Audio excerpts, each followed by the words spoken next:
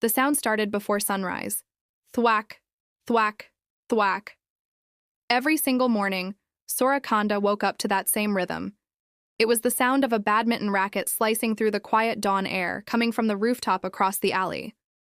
The girl who practiced there moved with a relentless energy, like she was chasing something that only she could see. All the neighbors complained about the noise, but Sora never did. He'd stopped playing tennis a year ago, right after that one match.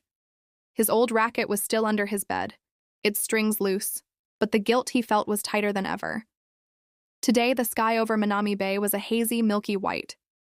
He was watching from his window when one of her serves went wild. A white shuttlecock drifted down through the air and landed perfectly on his balcony. He stepped outside just as the girl leaned over the edge of the roof, the wind tugging at her hair. "Sorry!" she called down, her voice small against the morning quiet. He held the shuttlecock up for her to see. "Return delivery?" She let out a surprised laugh. "Only if the delivery boy's fast." For the first time in weeks, Sora actually grinned. "Guess you'll have to find out."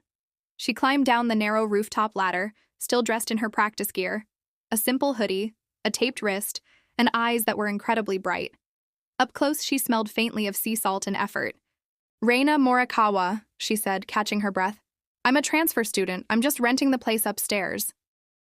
"Sora Kanda?" he replied with a slight smile. "Professional sleeper." Reina's own smile grew. "Nice title. So, what do you play?" "Used to be tennis," he said, the words feeling a bit hollow. "Used to be?" she asked, tilting her head. "Graduated from it." She studied him for a long moment. "You don't look retired. More like on break." Before he could figure out how to answer that, she glanced at her watch. "I have to get ready for school.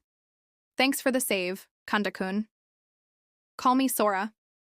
"Then it's Reina," she said, her voice light but somehow lingering in the air. She waved as she climbed back up the ladder. "See you around." Later at school, the hallways smelled like chalk and sweat.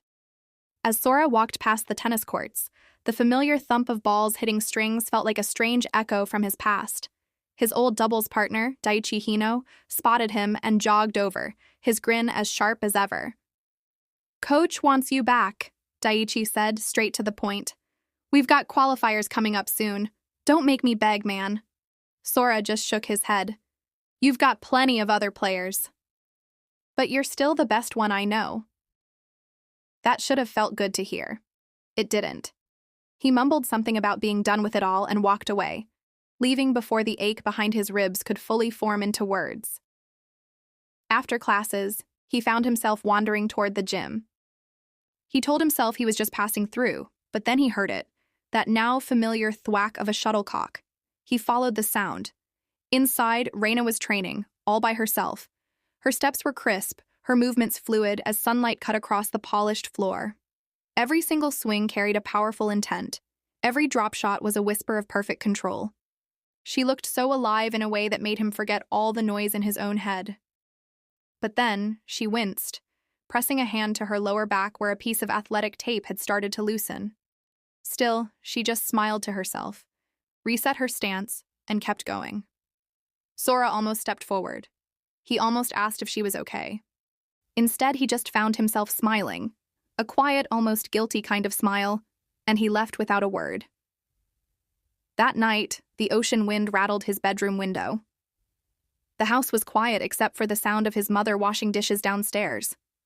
He found himself opening his closet. His old tennis racket was waiting there, its grip rough, its weight so familiar in his hands.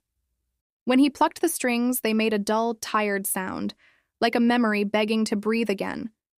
And then, from outside, he heard it, the faint rooftop rhythm. Thwack, thwack, thwack.